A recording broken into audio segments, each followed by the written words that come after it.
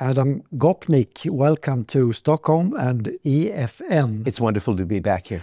Many Swedes have read you in The New Yorker over the years, and now you have this book out in Swedish as well, 1000 små framsteg, 1000 small sanities in English. So how do you think these sanities of liberal democracy is holding up against the political insanities in today's America? Not very well, I suppose. We're like the guy in the movie, right, where the sane man is locked up in the asylum while the crazy people are raging. We're in the midst of a decisive, dare I say, existential confrontation between the wisdoms and the accumulated accomplishments of liberal democracies and a new wave of anti-democratic and absolutist and authoritarian feeling. Will be a decisive, I hope, total nonviolent battle, but nonetheless we're engaged in a great intellectual war. President Trump, he's suing newspapers like New York Times and the Wall Street Journal for billions of dollars, and also shutting down talk shows like Jimmy Kimmel on ABC. What's happening to free speech in America? Well, right after Trump was elected, I said in an interview that Stephen Colbert and Jimmy Kimmel were the canaries in the coal mine and that they would be off the air in 6 months, and that would be frightening. And I turned out to be exactly right. And everybody at the time said, oh, you're hysterical, but it was absolutely correct. But at the higher levels, clearly there's been a secession. When you mention the lawsuits Trump launches, they are inherently ridiculous. They are not lawsuits that would ever, in any previous moment in American history, been taken seriously for a minute. They would have been dismissed in a second. Trump is suing the New York Times because they don't like him, because they didn't endorse him. They said mean things about him. Recently on the New Yorker radio hour, you discussed Donald Trump's moves to dictate what's acceptable and not acceptable in American culture. But the markets, they don't seem too concerned about this culture war. Do you think Wall Street and European investors should pay more attention? You would hope so, because you think that the erosion of civil liberties is very bad for a free market. Free markets, we were always told, depended on free societies. Do you think it's a temporary setback for liberal democracy, or is it inevitably going to get worse? The Chinese and Russian inspiration. It's in our hands. I know that sounds like a banal conclusion, but it is in our hands. It depends on what all of us do. It depends how we act together. It depends on whether we can build a coalition of people who disagree about many things but agree on the one essential thing. It depends on not being intimidated in advance. It depends on having the courage to act peacefully, but in concordance. It's in the hands not just of Americans, but of Swedes and of French folks and of everyone else. In a recent essay in The New Yorker, you analyzed the American Civil War of the 1860s. Yes. And you've also written a lot about gun violence in America.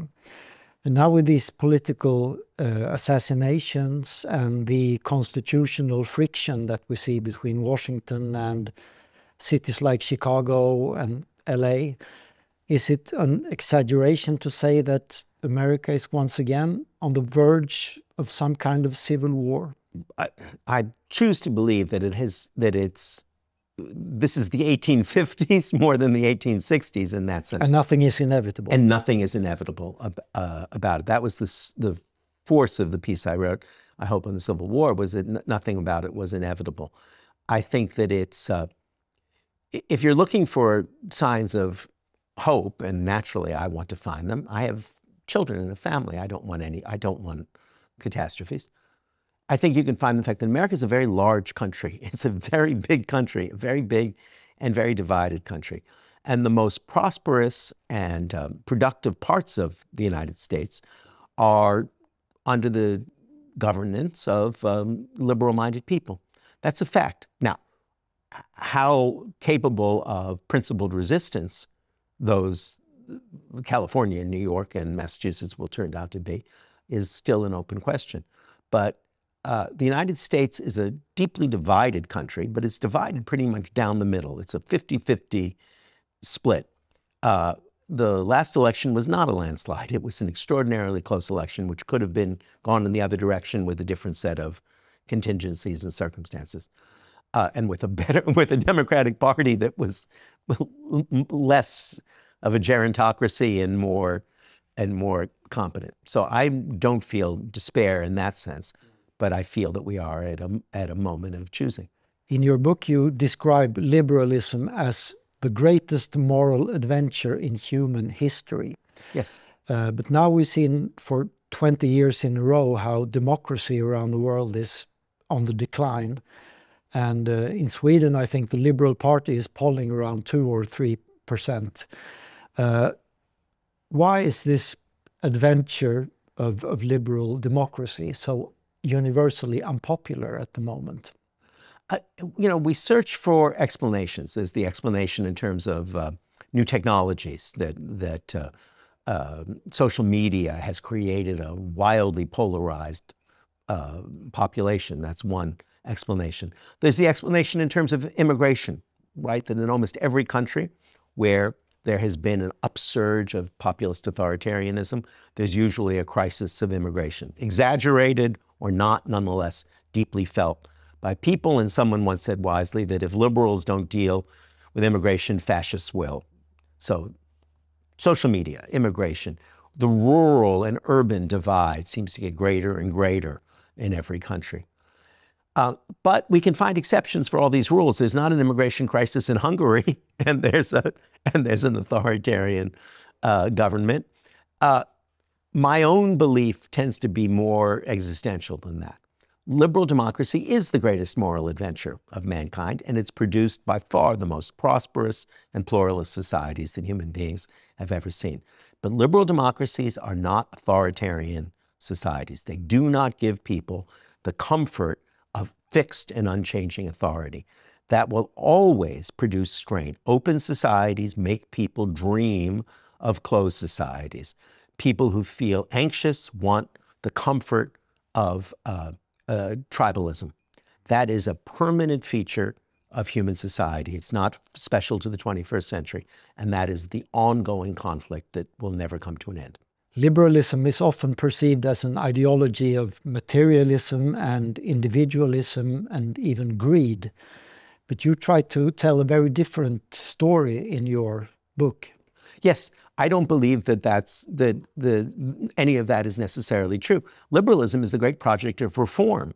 It's the reason we have cleaned up, we no longer have sewage in our rivers. It's the reason we have great institutions and museums and libraries. And it's the reason why we have broadened social rights for sexual minorities. That's never happened in human history before, that sexual minorities are free to marry and to live openly as they choose to be. It didn't happen in antique times. People pretend it did, but it didn't.